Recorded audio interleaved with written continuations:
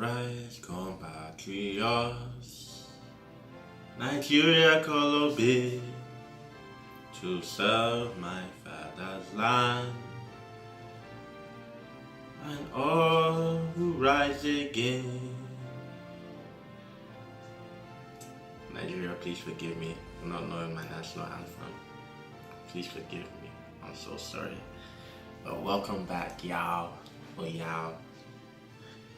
It's been a long time.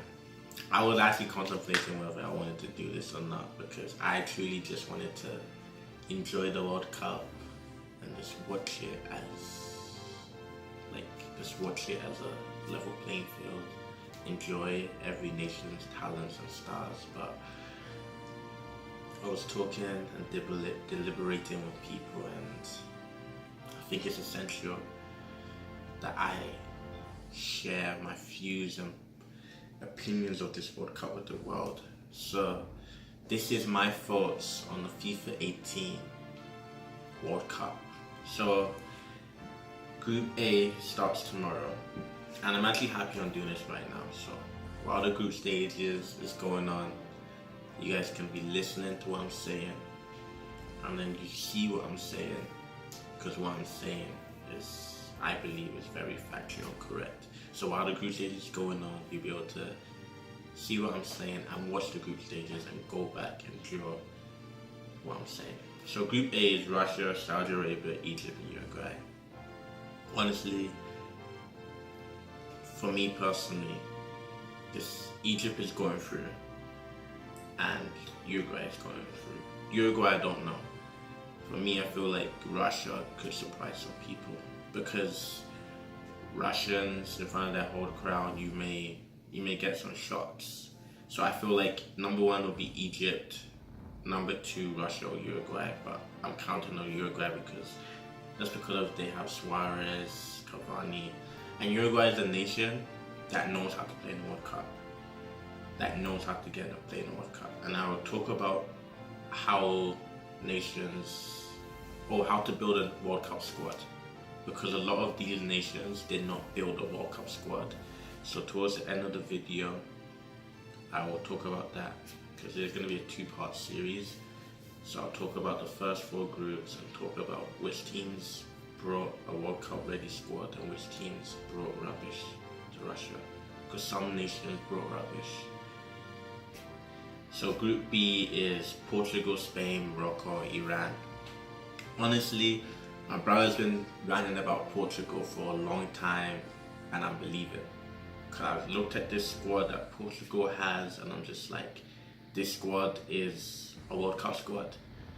They have Pepe, Ronaldo, Carvalho, Gomez, Patrico, Nani, Quaresma, Silva. They have all the pieces you need to win a World Cup, and they have their culture. Because if you look at every single Portuguese side, what is Portugal known for? Portugal is known for having a superstar with failed superstars beside him, right? And Portugal is known for, can that superstar help those failed superstars win Europe or in the world stage? And Ronaldo did that. They won Europe. Ronaldo helped those failed superstars that meant to be bigger than him or the same level as him win Europe, and it gave them hope. So someone like Quaresma, he was meant to be great, he's a fellow superstar. Ronaldo helped him. Nani, Ronaldo helped him. And also, in the national side, international football, it's just so hard to.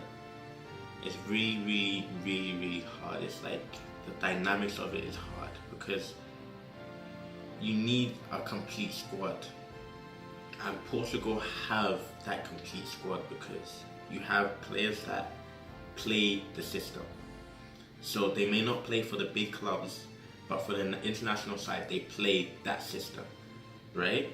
Then you have the core player, Ronaldo, who's fit, who's healthy, and he has already helped the side and shown the side that, look, we can win, we can beat anyone in Europe. Now let's go to World Cup and show them. So a lot of people are going to be sleeping on Portugal, but I'm telling you guys, do not sleep on Portugal.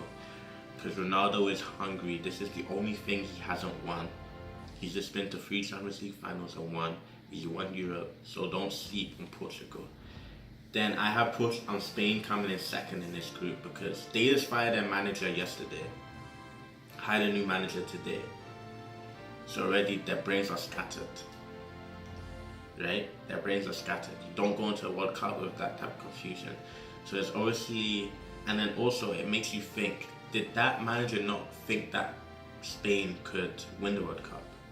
Because even though Real Madrid called you, if you truly believe that your nation can win the World Cup, wouldn't you postpone Real Madrid and try and win the biggest trophy in football there is, the World Cup? Or would you go for Real Madrid? So I have a feeling that manager wasn't too sure on the Spain side and thought that, go to World Cup with Spain, make it out group stages, lose inside knockout rounds, or get a job at Real Madrid where I know that, I can win. So I believe that manager did not truly believe in the Spain side, and I feel like for me, Spain is one of those millennial teams. They will have good players, they will bring up good players, but they will have their spurt where they're winning, and then they'll have a long spurt of when they're not winning. Right now, last World Cup was the beginning of it, and this World Cup is the continuation, because their team is just not strong enough to play against like Germany, or you will see inside the first match against Portugal. Their team is not strong enough. You may be like, oh yeah, the team is strong, they have Asensio, blah blah blah, Silva, Ramos. International football is not about the individual. You guys need to pin that into your head. In the international football is about the system played at the highest efficiency possible. That is international football. And Spain's type of football, tiki-taka nonsense, does not work on the international stage. That's why they are not one of the profound nations when it comes to World Cup history or winning the World Cup. Because that type of football is a millennial type of football. It only works in different stages of football or different eras of football. It happened last era, but now no one knows how to go against that. If you play against Germany, Germany will break that tiki-taka down simple, because the Germans' style of play breaks down that type of play. Germans counter that play just with the players that are built in the structure of the team. So for me, Spain will definitely come out the group stage, but I don't expect anything from them other than making out the group stage, in my opinion. Group C is France, Australia, Peru, and Denmark. In this World Cup, I'm really rooting for minority nations. So this group is just like a toss-up, because you have Peru and Denmark. That's just like, you don't know. But I kind of think Peru is going to edge Denmark, and Peru is going to, it could be a shocker, it could, but Denmark could be a shocker too. But this France team is the worst selected France team I've ever seen in the history of France. And yeah, you guys are probably shocked. Oh, why am I saying that? Trust me, this France team is the worst France team you could pick. Because I want to wait to the end of the video, but I have to say this. In international football, there's 3 key things. You need systematic players. So every nation has a way they play. So you need to select players that play that systematic play for the nation. So Brazil, I don't remember the name of their type of play, but it's like Django. They play that type of football. So they need to select players that understand that type of football, so that they can operate well with the other stars. France selected a whole bunch of Fifa, Dembele, Mbappe, Griezmann, all these players that individual players that don't know how to play the French type of football. They do not know how to play the French type of football. The midfield, they have Pogba, Matuidi, Kante. They do not know how to play the French football, and that's why France will not win. There's so much flaws to the team that they selected that, okay, they are going to make it out the group stage. They are going to. But those guys are not French footballers. For example, you compare Zidane to Pogba. Zidane, his class, he was on another level. and you don't have that Zidane presence inside this French national team. You talk about strikers, you have Henry, Trezeguet, I'm missing some. You had on the right, you had Ribéry, you had all these players, and it's like, on this French team, you don't have that. Like, okay, you have Giroud, right? Okay, Giroud. But Giroud is not on the same, like, he's a good player, yeah, he kind of suits the French play, but still, you pick Griezmann and Giroud, like, you can't pick Griezmann and Giroud, like, you have to bring Karim Benzema. You have to bring Karim Benzema, because there's a reason why he's still playing in Madrid, because his presence is, you can't get his presence from the stats. His presence is his movement off the ball, his movement with the ball, his turns, his this, how he draws defenders away from key players in critical stages of the game, and they don't have that. They don't have that outstanding midfielder playmaker, and they don't have that striker that's just like, when that midfielder gives them the ball, you know something's gonna happen. And that's what France is known for. And also they're known for having a box-to-box. Vieira, they have that with the Kante, right? So France is usually known for having the best box-to-box midfielders, a great attacking midfielder, and the striker that is on the same wavelength as that attacking midfielder. And I feel like they missed. France team is one of the worst selected France teams ever. This team, they're not doing anything. They don't know how to play for adversity. All they know how to do is dance, sing, and be happy when they're winning. So I feel like this France team they're gonna struggle. I don't know when they're gonna get knocked out, but they will get knocked out. Mark my words, because the France team is rubbish. They picked players based off individual skill, and they didn't pick players based on the systematic structure the French teams play in an efficient way. This camp will get fired minutes after France get knocked out of the World Cup. So moving on to Group D, we have Argentina, Iceland, Croatia, and Nigeria. Alright, compatriots, Nigeria Kolobe, is a go, go, go. Honestly, Nigeria, this is the toughest group, yeah? This is the toughest group in the World Cup, my personal opinion. I feel like this type of group should not be allowed to be made. And then you're going to be like, oh, how is this group tough? How's this group tough? You have Iceland and Nigeria, who are nations that are not even known globally on the World Cup. They don't have star players and all that. This group is tough. It is tough because you have Argentina, who is always, whenever they go to World Cup, they're one of the favorites. You have Croatia. This is the greatest Croatian team we will ever see. Or in our generation, this is the greatest Croatian team. They have talent from the back all the way to the front. This Croatia team is strong. You have Iceland, who is an up-and-coming nation. They are Vikings. These guys they're serious. Vikings, you don't mess with Vikings. These guys are serious. They're hard. They are hard. Like, trust me. Then you have Nigeria, who is in my opinion, not even my opinion, everyone knows Nigeria is the greatest African country when it comes to football. So for me personally, this group is like a toss-up. And for me, this group all comes down to the first fixtures. Why do I say this? Argentina is playing Iceland, Nigeria is playing Croatia. If Iceland beat Argentina, Argentina is out of the World Cup. I said it. They are out of the World Cup. This Argentina team is not Argentina.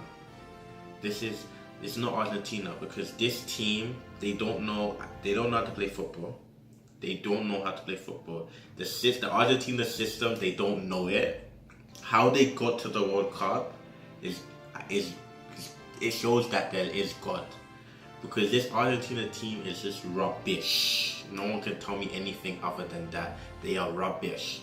Because the fact that you think that Dybala is going to carry you over Icardi, this shows it. Because this Argentina team, I just can't. This is why I can't with corrupt nations. It's because you know that there's a problem, there's been a problem, and you keep doing the same thing and expecting the same result. So you pick Dybala over Icardi, okay, fair. You pick Higuain over Icardi. Why? Higuain has failed you how much times? Icardi has been clinical for how many years? I wish Icardi could get a Nigerian citizenship and just come to Nigeria, play for Nigeria, because that guy will take us to the finals. That guy is no nonsense. Even stole his best friend's wife. He's no nonsense. He's serious. He took the best friend's wife, took the kids, and now that he's on. He's no nonsense. That's something a Nigerian man would do, and he would say, and so. That's what he would say. So for me, if Argentina lose the first match, they're out the World Cup. For me, Croatia, Nigeria, that's a tough match.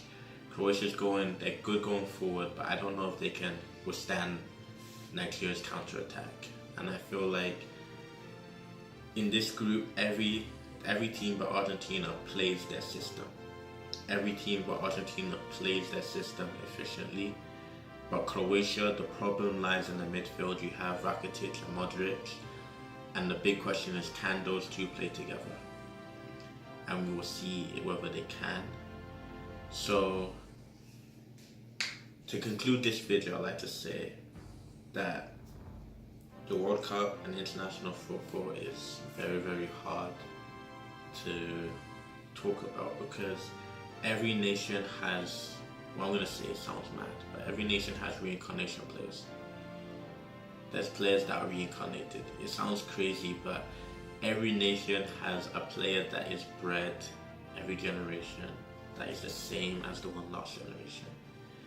And every nation has a system that is just played on the streets in that nation.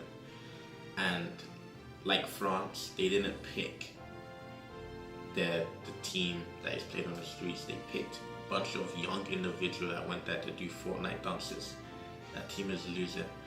So yeah, this World Cup is gonna be one of the most theatrical World Cups in recent years. Mark my words on it. Thank you for watching. I'll be right back. Peace.